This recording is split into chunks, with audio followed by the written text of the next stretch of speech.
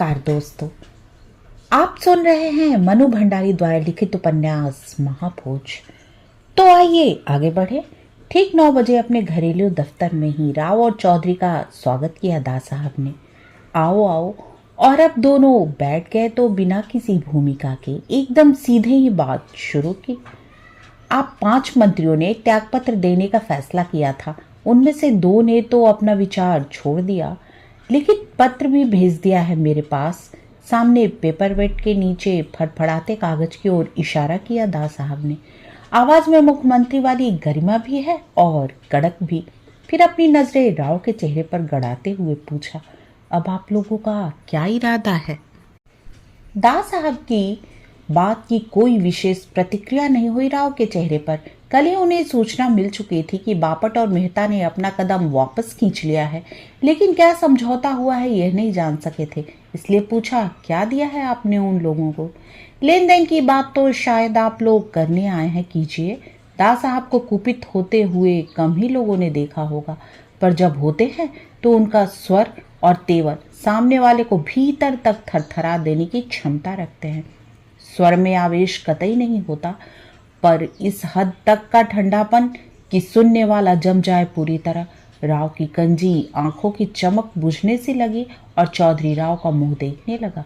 आखिर राव ने हिम्मत करके कहा, देखिए दास साहब, इधर पिछले कुछ महीने से जिस तरह की स्थितियां चल रही हैं, मंत्रिमंडल का सदस्य होने के नाते उसकी जिम्मेदारी तो हम पर ही आती है। मगर उन सब बातों को हम अपना समर्थन कतई नहीं दे सकते, बल्कि विरोध करते हैं। आखिर हमारे भी तो कुछ सिद्धांत हैं। बड़ी नाटकीय मुद्रा में दास साहब ने राव का वाक्य पूरा किया, फिर थोड़े सख्त लहजे में कहा, ये लोचन की भाषा उसी के लिए रहने दो, तुम्हारे मुंह पर जरा भी नहीं सोचती। भीतर भीतर कट गया राव।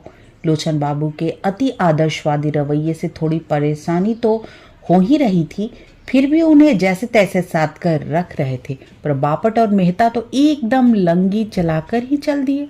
औंधे मुंह तो अभी भी नहीं गिरे हैं, पर थोड़ा लड़खड़ा तो गए ही, वरना आज से 1 सप्ताह पहले वाली स्थिति होती तो दास साहब वाली कड़क उनकी अपनी आवाज में होती और दास साहब सामने बैठकर रिरियाते होते। ये लोचन बाबू का आदर्शवाद ले डूबा हम सबको।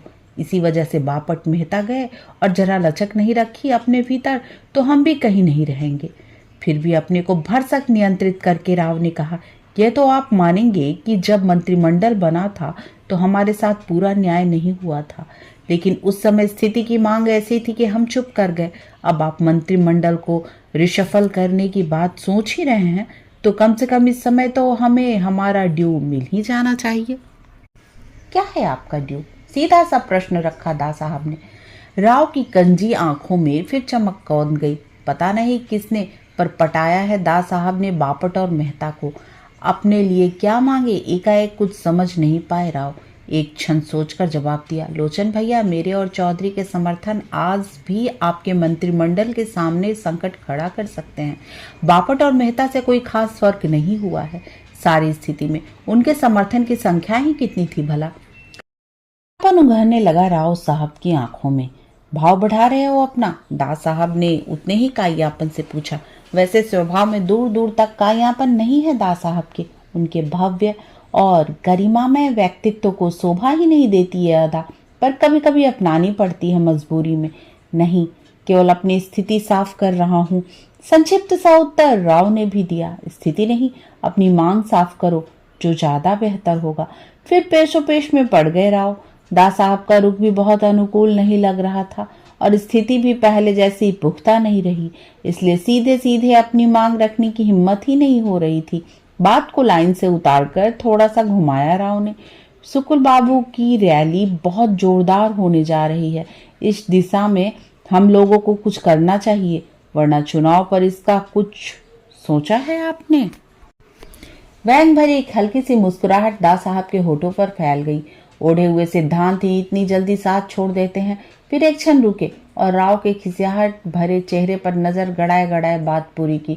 चाहूं तो इंक्वायरी भी बिठा सकता हूँ कि रैली के नाम पर पानी की तरह बहाया जाने वाला रुपया कहाँ से आया, पर नहीं, ये घटियापन मैं करूंगा नहीं। लोग भी इस बात को अच्छी तरह समझ ले। राव का चेहरा अब बुझने लगा। पांव के नीचे पुख्ता जमीन हुए बिना ऐसी धार नहीं आ सकती थी दा साहब की आवाज में। लगता है अपना पक्ष पूरी तरह मजबूत कर लिया है दा साहब ने। तब क्या कहें वो? तुमने अपनी मांग नहीं रखी? बात को वापस लाइन पर ले आए दा साहब, पर राव सचमुच ही लाइन से उखड़ा हुआ महसूस कर रहे हैं। झिझकते हुए कहा, आप हमें हमारा ड्यू जरूर दीजिए। ड्यू? अब दा साहब ने बात का सिरा अपने हाथ में लिया। लोचन से क्या आश्वासन मिला था? प्रश्न पूछने के साथ ही उनकी आंखों में एक खास पैनापन उभर आया, जिसके सामने आदमी आसानी से झूठ नहीं बोल सकता। लोचन भैया ने ब्लैंक चेक दे दिया है हमें, समझ लीजिए गृह और वित्त सुरक्षित ही है हमारे लिए। दा साहब हंसे और थोड़ी देर तक हंसते ही रहे। उस हंसी में उपहास था, विनोद था या व्यंग, समझ नहीं पाए राव। जिसके अकाउंट में कुछ हो ही नहीं वही खुले हाथ से बांट सकता है इस तरह के ब्लैंक चेक। फिर एकदम गंभीर होकर समझाने के लहजे में बोले, देखो राव और चौधरी, राजनीति में तुम लोग बच्चे हो, अभी आदमी की पूरी पहचान भी नहीं तुमको।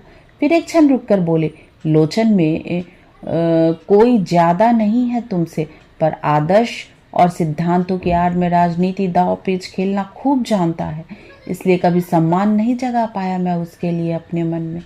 अपनी बात की प्रतिक्रिया जानने के लिए उन्होंने राव के चेहरे पर नजरें गड़ा दी, पर वहां कोई खास प्रतिक्रिया थी नहीं। था तो हल्का सा विश्वास का भाव। उसे ही मिटाने के लिए दा साहब ने बात आगे बढ़ाई। सुकुल बाबू की विधानसभा में जब विधायक था तो उसने हवा का रुख भांप लिया था और समझ लिया कि जल्दी ही दिन पूरे होने वाले हैं। अब सुकुल बाबू के झट से त्याग पत्र दिया और विद्रोह की मुद्रा अपनाकर खड़ा हो गया। बाद में विद्रोह की कीमत वसूल की और यहाँ शिक्षा मंत्री बन गया। अब सुकुल बाबू के मोल भाव और हमसे विरोध चल रहा है उसका, जिसके सारे सिद्धांत और आदर्श, सारा विरोध और विद्रोह मात्र अपना भाव बढ़ाने के लिए हो, उनके लिए किसी तरह का सम्मान या सद्भाव नहीं रहता मेरे मन में। सुकुल बाबू के साथ वे क्यों जाएं? इस पार्टी में रहकर वे जरा सी होशियारी बरते और चाहे तो मुख्यमंत्री बन सकते हैं।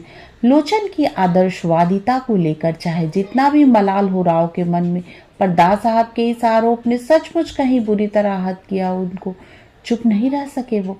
कतई बुरा नहीं माना दा साहब ने राव की इस बात का, बल्कि हंसे, महज विनोद में लिपटी हंसी। अपने साथ रखकर हवा में खूब ऊंचे तक उड़ना सिखा दिया है लोचन ने तुम लोगों को भी। देखो भाई, मैं बहुत ऊंचे तक तो नहीं ले जा सकता, पर जहां तक ले जा सकता हूँ वहां खड़े होने के लिए कम से कम पांव के नीचे जमीन जरूर देता हूँ। मेरे साथ चलने वाले के सामने औंधे मुंह गिरने का खतरा कतई नहीं रखता। अब तुम सोच लो। एक तरह से समझौते का हाथ बढ़ा दिया दा साहब ने। तो अपनी तरफ से अब राव की बारी है, पर राव और चौधरी दोनों चुप। देखो, अनुशासन मेरे मंत्रिमंडल की पहली और अनिवार्य शर्त है। लोचन के रवैये से मैं ही नहीं, अप्पा साहब तक बहुत दुखी और परेशान हैं। आखिर हमें उसे बर्खास्त करने का निर्णय लेना ही पड़ा। कल पत्र चला जाएगा। एक क्षण रुके दा साहब और फिर बात का समापन करते हुए कहा, शिक्षा मंत्री का पद खाली हो रहा है। राव, तुम संभालो इस भार को। लोचन ने वैसे भी कोई संतोषजनक काम किया नहीं इस क्षेत्र में। मेरे हिसाब से सबसे महत्वपूर्ण यह पद। भावी पीढ़ी का निर्माण करने का सारा दायित्व इसी मंत्रालय पर है। स्वीकारो इस चुनौती को। भावी पीढ़ी का निर्माण करने की दिशा में राव का कोई विशेष उत्साह नहीं। उसका ध्यान तो अपनी पीढ़ी पर ही नहीं, केवल अपने पर टिका हुआ है। फिर भी इस प्रस्ताव पर बिना किसी तरह की प्रतिक्रिया जाहिर किए अपनी कंजी आंखों को गोल गोल घुमाते हुए राव ने कहा, और चौधरी के लिए? वे जहां हैं फिलहाल वहीं रहें, वरना चाहे तो वही बहुत कुछ है करने को। वैसे भी मैं चुनाव के पहले तो कोई परिवर्तन नहीं कर रहा। अंतिम वाक्य दा साहब ने कुछ इस तरह कहा कि उसके बाद का समापन भी था और उन दोनों के लिए उठने का संकेत भी। चौधरी का चेहरा एकदम ही बुझ गया। जब से आया एक शब्द भी वह नहीं बोला था, और दा साहब की इस बात से भी उसकी आवाज की कुंद हो गई। उठते उठते राव ने हिम्मत करते हुए पूछा, बापट और मेहता को आखिर आप अभी कुछ नहीं दिया? बात को पूरा भी कर दिया और जवाब भी दे दिया दा साहब ने। फिर हल्के से मुस्कुराकर कहा, कुछ बच्चे ऐसे होते हैं जो केवल समझाने भर से समझ जाते हैं, पर कुछ जिद्दी बच्चे ऐसे भी होते हैं जो मनचाही चीज लिए बिना मानते ही नहीं। राव हल्के से खिसिया गए। मन तो हुआ कहें मनचाही चीज कहाँ मिल रही है, पर चुप ही रहे। बापट और मेहता केवल बातों से मान जाएं, विश्वास नहीं होता इस पर। हाँ, यह हो सकता है कि भविष्य में कोई आश्वासन मिला हो, पर वह खुद क्या करे, केवल इतना ही कहा, कल तक सोचकर जवाब दूंगा। प्रशासनिक लोगों में तुरंत निर्णय लेने की क्षमता होनी चाहिए, यही तो विशेषता होती है उनकी। खैर देख लो। राव और चौधरी के जाने के बाद दा साहब ने अप्पा साहब को फोन किया। लोचन की बर्खास्तगी के लिए राज्यपाल को पत्र भेज रहा हूँ। मंत्रिमंडल में अब वह नहीं रहेगा। पार्टी के बारे में आप तय करें। राव से भी अभी बात हो गई, सब ठीक ही है। लोचन के बारे में यदि एक बार फिर से सोच लेते। कुछ झिझकता सा सुर सुनाई दिया अप्पा साहब का। नहीं अप्पा साहब, अनुशासन भंग करने वाले को साथ लेकर चलना मुश्किल होगा मेरे लिए। अंतिम निर्णय सुना दिया दा साहब ने। उधर से भी कोई आग्रह नहीं हुआ, केवल इतना ही सुनाई दिया, बधाई। पर दा साहब को लगा शब्द ही बधाई का है, स्वर और भाव तो शायद बिल्कुल विपरीत ही थे। जोरावर, उम्र 40 साल, 6 फुटा गठीला शरीर, घनी नुकीली मूछों और अपेक्षाकृत मोटे गदराए होठों ने एक खास ही तेवर दे रखा है उसके व्यक्तित्व को। टेरिकॉट या रॉ सिल्क का ढीला ढाला कुर्ता और पजामा स्थायी वेशभूषा है उसकी। गले में काले धागे में बंधा ताबीज और सोने की मोटी सी जंजीर। दोनों हाथों की उंगलियों में चांदी के जड़े, रंग बिरंगे नगीनों की अंगूठियां। आधे से ज्यादा सरोहा जोरावर का है और वह पूरे सरोहा का बेताज बादशाह।